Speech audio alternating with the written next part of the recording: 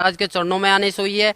और इसके अलावा किसी भी मुसलमान पंथ या किसी भी मुसलमान प्रवक्ता के पास ऐसा कोई भी मार्ग नहीं है। मैं खुद एक मुसलमान होके आप सभी भाई बहनों को ये बताना चाहता हूँ कि जितना भी मैंने नमाज पढ़े, मुझे पता है नमाज में क्या पढ़े। नियत बांधते हैं उस अल्लाह ताला के बारे में, फिर बोलते हैं सना सुबहानक अल्लाहुम्मा व बिहम्दिका व तबारक अस्मुका। इसकी हिंदी निकाल के देखो, आप इसकी हिंदी निकाल के देखो, उसमें आपको कहीं भी नजर नहीं आएगा कि आप किसी परमात्मा की प्रार्थना कर रहे हो, क्योंकि ये प्रार्थना है ही नहीं। आप तो आदेश दे रहे हो। मैंने एक हिंदी निकाल के देखा, अल्हम्दुलिल्लाहि रब्बिल आलमीन अर्रहमानि रहीम मालिक यौमिद्दीन इय्याका नअबुदु व इय्याका नस्तईन इहदिनस सिरातल मुस्तकीम सिरातल लजीना अनअमता अलैहिम गैरुल मगदूबी अलैहिम वनद्वालिन आमीन। ये प्रार्थना हम शुरू में पढ़ते थे, बट इसका कोई मतलब ही नहीं निकला। क्यों नहीं निकला? क्योंकि इसमें कोई प्रार्थना की चीज है ही नहीं।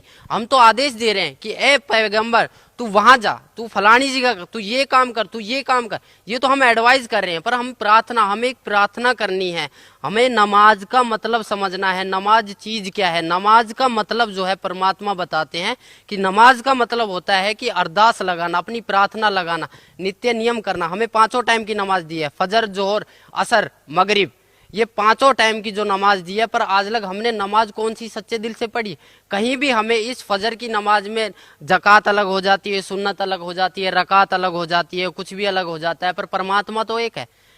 हम पैदा होते हैं तब हम हिंदू होते हैं, और जब हमारी जो हमारी मुसलमानी कर दी जाती है फिर हम मुसलमान बन जाते हैं। ऐसा क्यों? अगर मालिक मुसलमान ही बनाना था तो वो जो मुसलमानी होती है वो ऊपर से ही क्यों नहीं बना के भेजी? इसका कोई जवाब है? किसी भी मुल्ला जी के पास इसका कोई जवाब नहीं है। ना ही हमारे मोहम्मद साहब ने कभी मांस को छुआ था। मोहम्मद साहब के 1,80,000 शिष्य हो गए थे, ना ही उन्होंने कभी मांस को छुआ और ना ही उन्होंने कभी बोला कि तुम मांस को खाओ। कभी भी किसी ने बोला नहीं है। मेरी सभी मुसलमान भाइयों, पूरे हिंदुस्तान, पूरे वर्ल्ड के मुसलमान भाइयों से प्रार्थना है कि मांस खाना, ये समझ लो हम अपने बेटे की कुर्बानी दे रहे हैं, हम अपने बेटे के मांस को खा रहे। एक मांस दूसरे मांस को खा रहा है, इससे बड़ा राक्षस और होगा कौन?